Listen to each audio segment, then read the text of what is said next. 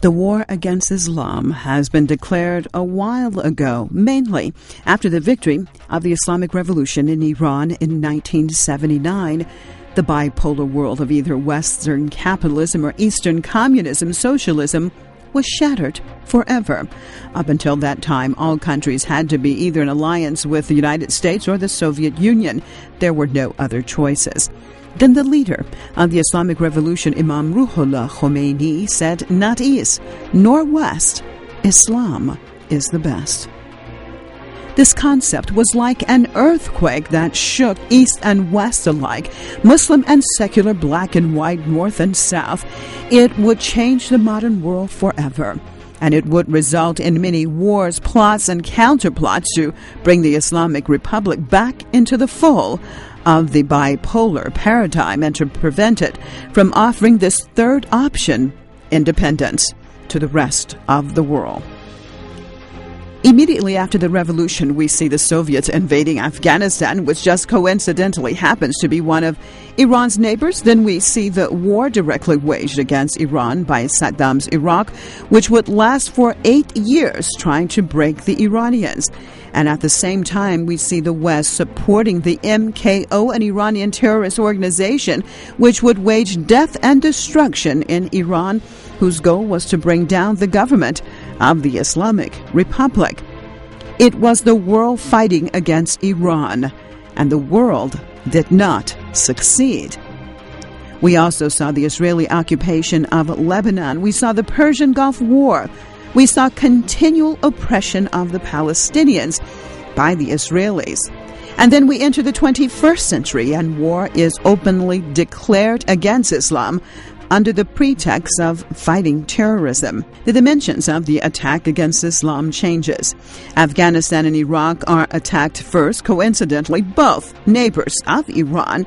Then the Western powers start to bomb whichever country they want in the name of war on terrorism. Washington and its allies arrest anyone they want, anywhere in the world. They imprison them in secret prisons around the world. They torture them, and they attack them by drones, missiles, or sanctions. All of this taking place either in Muslim countries or against Muslims. The United States and its allies support terrorist groups who will assassinate, torture, and even behead. But of course, none of it is done in the name of the West, but in the name of Islam. They have created a world that is ready to react to such oppression. Thus, they help create extremist groups who will appeal to those who have witnessed decades upon decades of oppression. The United States and the United Kingdom and their cronies created the Taliban, and then they helped to create the anti-Syrian government groups as well as Boko Haram, ISIL, and many others. That is the reason that you see from Afghanistan to Somalia, attempts are continually made to discredit Islam and Muslims in general. The end result is that Islam is put to the question and chaos reigns in these areas. Do not think that all of a sudden Muslims have gone insane throughout the world and have become sadistic and violent. No, this is not the way of Islam, nor is it the way of true Muslims.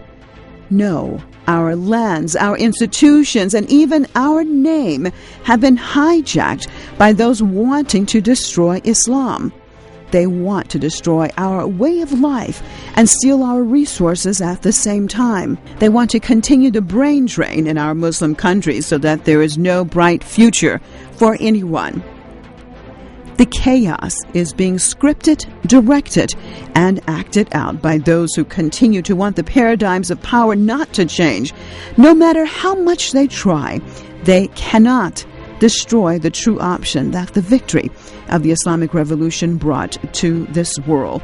True Islam can never be destroyed, no matter how much they try.